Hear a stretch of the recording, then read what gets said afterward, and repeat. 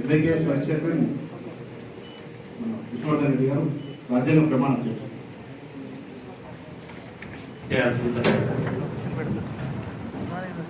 ఈరోజు భారతదేశానికి రాజ్యాంగాన్ని అందించినటువంటి రోజు. బాబాసాహెబ్ అంబేద్కర్ గారు వారి బృందంతో కలిసి ప్రపంచంలోని అత్యంత గొప్ప ప్రజాస్వామ్యంలో పాల్గొన్నారు.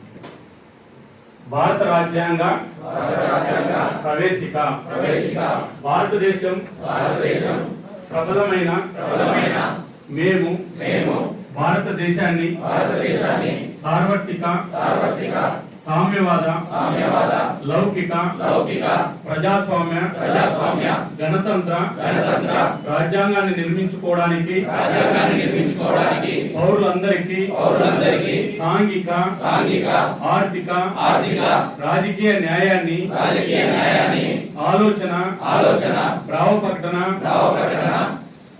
విశ్వాసము ధర్మము ఆరాధనలతో స్వేచ్ఛను హోదాలోను అవకాశాల్లోను సమానత్వమును చేకూర్చుటకు మరియు వారందరిలో వ్యక్తి గౌరవమును జాతి ఐక్యతను మరియు అఖండతను తప్పక సంరక్షిస్తూ సౌభాగ్యాన్ని పెంపొందించుటకు సత్యనిష్ట పూర్వకంగా తీర్మానించుకొని 26 నవంబరు 1949 మన రాజ్యాంగ పరిషత్తులో పరిగ్రహించి శాసనంగా రూపొందించుకున్న రాజ్యాంగాన్ని మాకు మేము సమర్పించుకుంటున్నాము.